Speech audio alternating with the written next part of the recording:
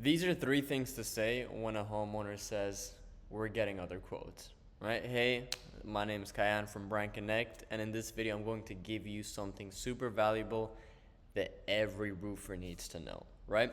We've all been there. You're talking to a homeowner, and they hit you with the classic line of, we're getting other quotes, right? After you did your pitch, after you showed them the damage, after XYZ, they hit you with, we're getting other quotes, right? Which is tough. And most roofers either back off or try to convince them right away to go with them, right? And that's where you really lose the deal. So I'm going to show you exactly what to say in that moment, right? So you can stay calm because now you have a proven line. Plus, you're going to sound confident and you will still close the job. Not all of them, but it's going to help you close more than what you're doing at the moment. Here are the three things you should say when a homeowner tells you that they're getting other estimates. Super simple. Point one is straight away you tell them, like they tell you, hey, we're getting other estimates. You're like, listen, I respect that, and you absolutely should. You know, why does this work? You might be like, hey, Kayan, like, why are you telling me this?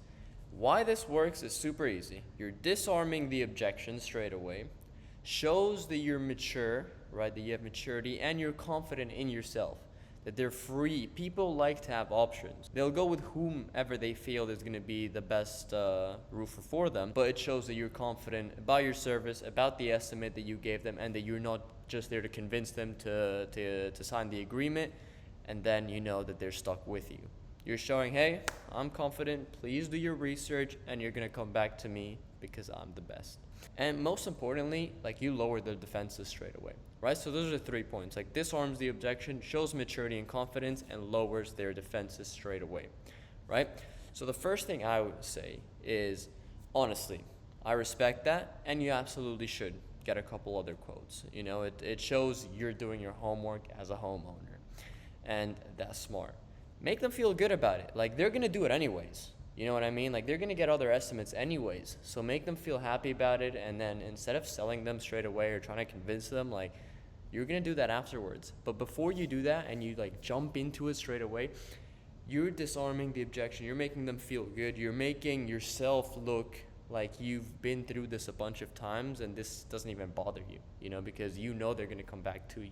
What this does is it takes the tension out of the situation, right? Because they expect you to get defensive and try to sell them harder, as every other roofer would, but you're going to be standing out, right? And when they get other estimates and they tell those roofers, hey, I'm getting other estimates, they're going to remember that you were the only one that stood out, right? And kind of had a calm procedure to it. So that straight away from the get-go is going to set you apart. Then I follow up with, can I just share one quick thing to keep in mind while you're considering other estimates or while you're comparing? Everyone's going to say yes.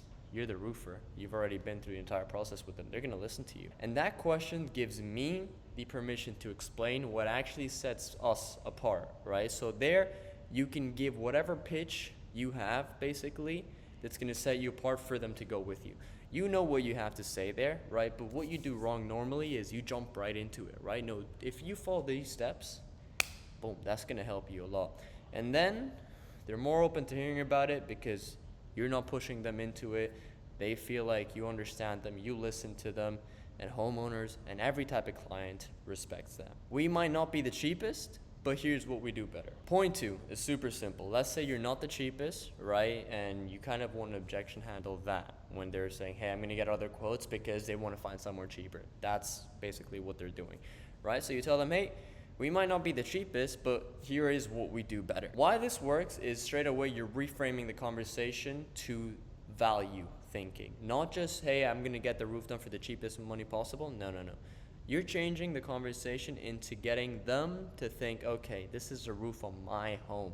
My home is my investment. It's my like manlyhood. Let me invest those extra couple $100, a couple grand into my roof so it's set forever.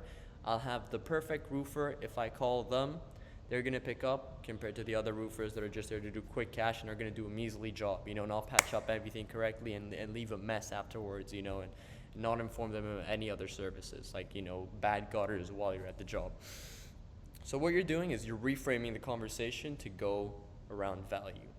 Makes the price just one part of the decision, not the whole thing, right? Now they're thinking with their wife, Like, this guy is more expensive, but he is going to do a better job. The quality is going to be better. The material is going to be better. So now, instead of only having the one objection of, oh shit, like, let's go with the cheapest one, you kind of reframe the entire thought process, right? And now you brought two kind of equations into the math problem instead of just having one. And then it shows just your confidence and professionalism. Super simple. Like, at the end of the day, not the cheapest is not always going to be the best. Most of the times, really isn't. You know what I mean? So, shows that you're confident, you know what you do, and you have a set price for the service you offer. So what I like to say there is, like, look, we might not be the cheapest quote you'll get, and I'm totally fine with that. What matters to me as a roofer is doing the roof right the first time. I don't use shortcuts. I don't use reused materials. And I have a real warranty that means something. I'm not just giving you this to get me quick money.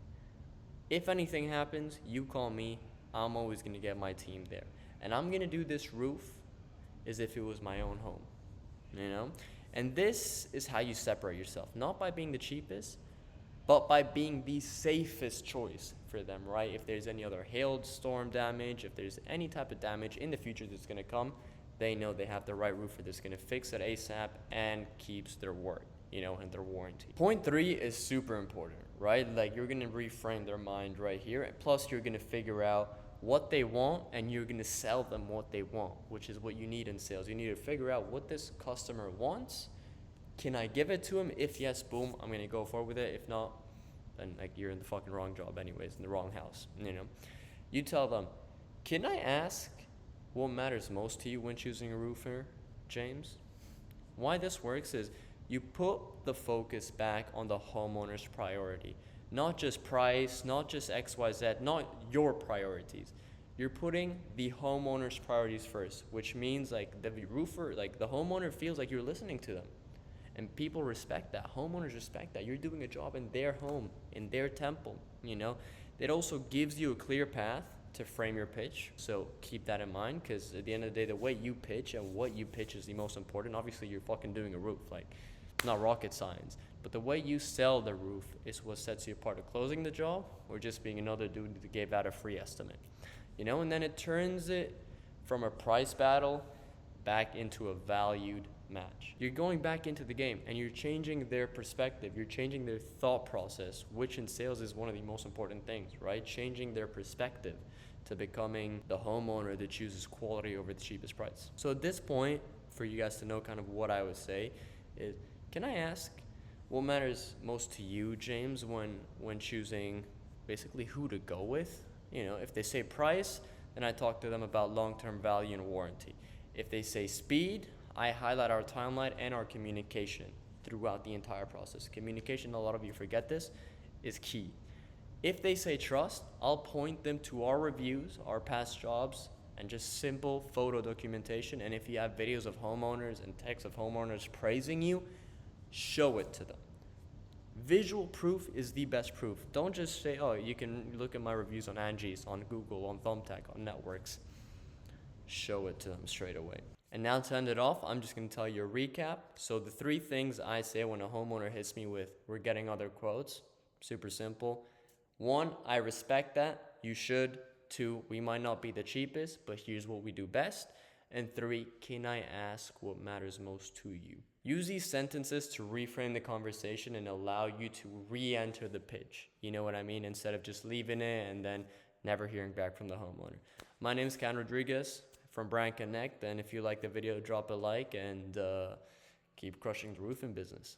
The world is yours.